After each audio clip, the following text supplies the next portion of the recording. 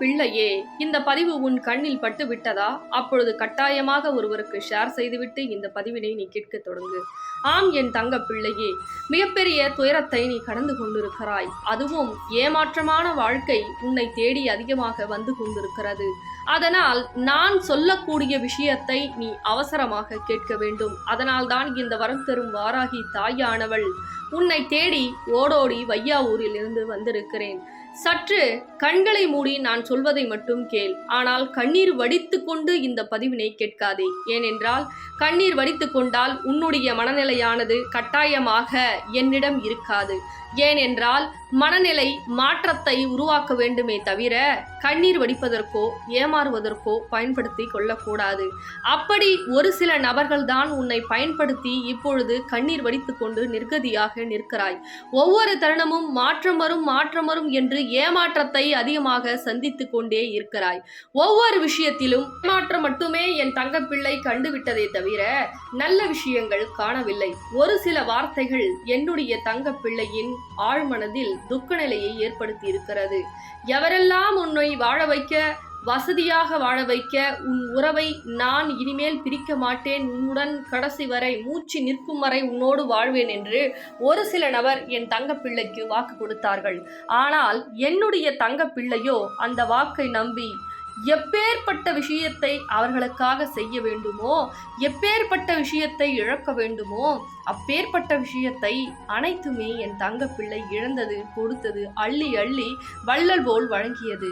ஆனால் இப்பொழுது திகட்ட என் தங்கப்பிள்ளை கொடுத்ததால் திகட்டமானது விஷமாக மாறிவிடும் அல்லவா? ஆனால் இப்பொழுது இனி என் தங்கப்பிள்ளை எதிரியாக மாறி இருக்கிறது சில உறவுகளுக்கு, அதுவும் நம்பிய உறவுகளுக்கு. ஆனால் என் தங்கப்பிள்ளை இன்னும் ஏன் என் உறவு என்னிடம் பேசவில்லை, ஏன் என்னை சந்திக்க வரவில்லை, ஏன் இப்பேற்பட்ட மாற்றம் நிகழ்கிறது?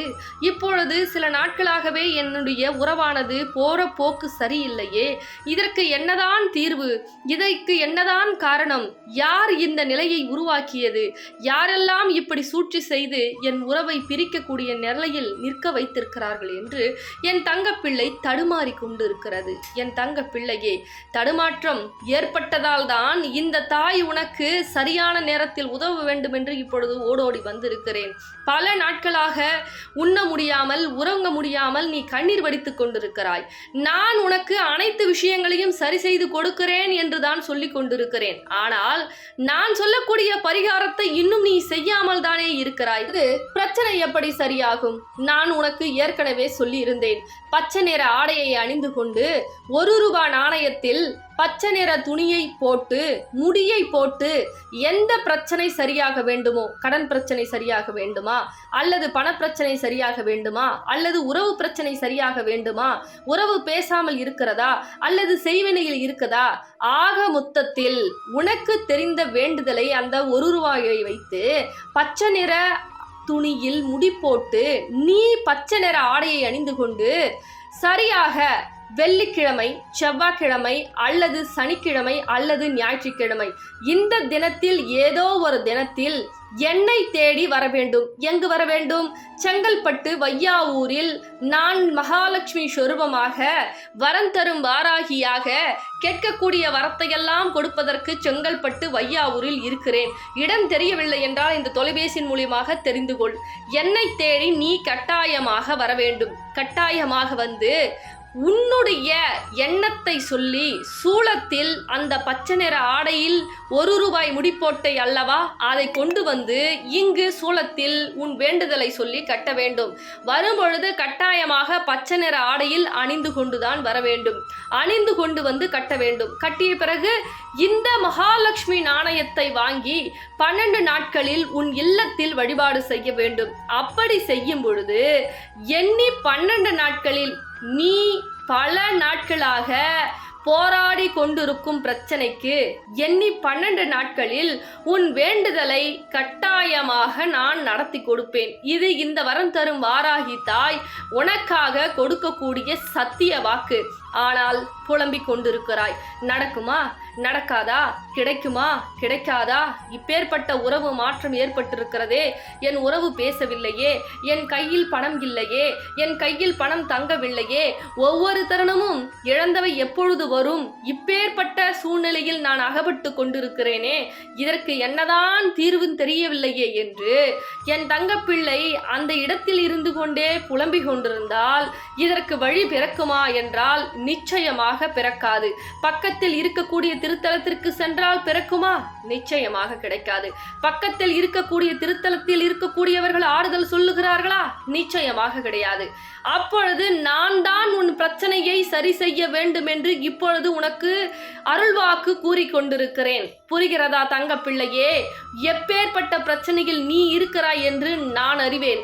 அதனால் தான் உன்னுடைய பிரச்சனையை நான் சரி செய்கிறேன் என்று உன் கண் முன்னே வந்து இந்த வரம் தரும் வாராகி தாய் என் தங்கப்பிள்ளை பல நாட்களாக பல பரிகாரங்களை செய்தது, பல விஷயங்களுக்கு முயற்சி செய்தது.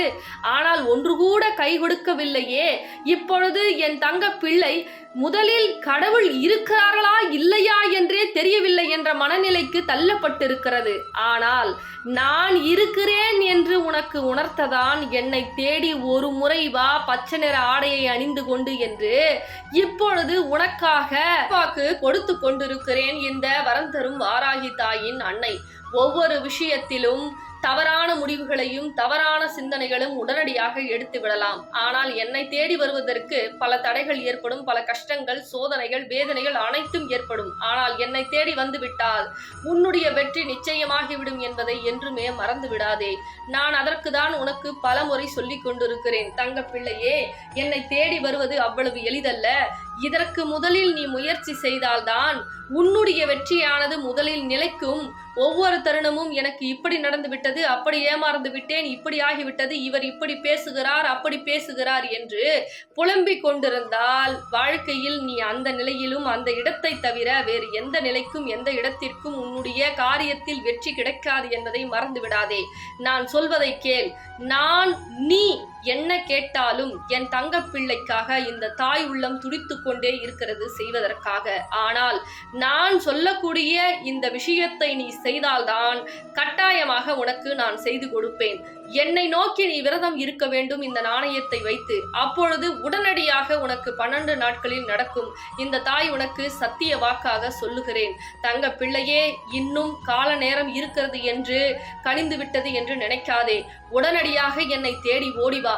மிகப்பெரிய ஆபத்தில் இருந்தும் பிரச்சனையில் இருந்தும் உன்னை காப்பாற்ற இந்த தாய் உள்ளம் துடித்து கொண்டிருக்கிறது. என்னை தேடி ஓடிவா. உன் இல்லத்தை சுற்றி சில செய்வனைகள் இருக்கிறது. என்னால் உள்ளே நுழைய முடியவில்லை. அதனால் தேடி நீ வரும்பொழுது உனக்குள்ளே நான் உன் இல்லத்தில் நுழைய போகிறேன். அதனால் ஓடோடி வா என் தங்க பிள்ளையே. இனிமே ஆன்லைன்ல காயின் விளக்கோ அருள்வாக்கோ கிடையாது. ஏன்னா அம்பாள் உத்தரவு கொடுக்கல. அதனால இனிமே கோவிலுக்கு வரக்கூடிய தங்க பிள்ளைகளுக்கு மட்டுமே நாணய விளக்கு அருள்வாக்கா இருக்கட்டும். நீங்க கோவிலுக்கு டைரக்டா தான் வரணும். கோவிலுடைய டைம் என்னன்னா காலையில 9 to 12, சாயந்தரம் மாலை 6 to 8 மணி நம்ம கோவில் திறந்திருக்கும். கோவிலுடைய லொகேஷன் வேணும்னா மட்டும் இந்த தொலைபேசியின் மூலியமா தொடர்பு கொண்டு நீங்க கோவில் எங்க இருக்கு அப்படின்னு தெரிஞ்சுக்கலாம். அதே போல பண பிரச்சனை, கடன் பிரச்சனை, உறவு பிரச்சனை, செய்வன பிரச்சனை, எந்த பிரச்சனையாக இருந்தாலும் அம்பாள் 12 நாட்கள்ல நடத்தி கொடுத்துட்டு தான் இருக்காங்க. நீங்க பல சாட்சிகளை பார்த்துட்டு தான் இருக்கீங்க. உங்களுக்கும் அது போல நடக்கணும் அப்படின்னா நம்ம வரம் தரும் வாராகி கோயிலுக்கு தேடி அம்பாளுடைய பாதத்துல உங்க குறைய சொல்லி நாணயத்தை வாங்கி வழிபாடு செய்யுங்க. சரிங்களா தங்க பிள்ளைகளா? இந்த பதிவு உங்களுக்கு பிடிச்சிருந்தா மற்ற தங்க பிள்ளைகளுக்கு ஷேர் பண்ணுங்க. ரொம்ப சந்தோஷம். எங்க போறீங்க? உங்க பேரு? மனோஜா. அம்பாள் நாணயம் வாங்கி எத்தனை நாள் வேண்டுதல் நடத்தி கொடுத்தாங்க? எனக்கு 3 நாளே ராயல் என்ஃபீல்டு கம்பெனில ஜாப் கிடைச்சு. என்ன கம்பெனி? Royal Enfield Uragadam. எப்படி அந்த வேலை நீங்க நினைச்சு பாத்தீங்களா? நான் அதை எதிர்பார்க்கல. எவ்வளவு சந்தோஷமா இருக்கு. அம்பாள் 3 நாளே வாங்கி கொடுத்துருக்காங்க. எவ்வளவு சந்தோஷமா இருக்கு. ரொம்ப ஹாப்பியா இருக்கா? அம்பாளுக்கு நன்றி சொல்லுங்க. ஏன்னா அம்பாள் தான் வாங்கி கொடுத்தாங்க. நன்றி சொல்லுங்க. சொல்லிட்டீங்களா? 3 நாள்ல ஒரு வேண்டுதல் நடத்தி கொடுக்குறாங்கன்னா அவ்வளோ பெரிய விஷயம் கிடையாது. அந்த நாணயம் வாங்கி ஒரு 3 நாள்ல இவ்வளோ பெரிய மிராக்கள் நீங்க நினைச்சு பார்க்காத வேலையை கொடுத்துருக்காங்கன்ற போது அவங்க தான் அந்த நன்றி சொல்லணும். அதுக்கப்புறம்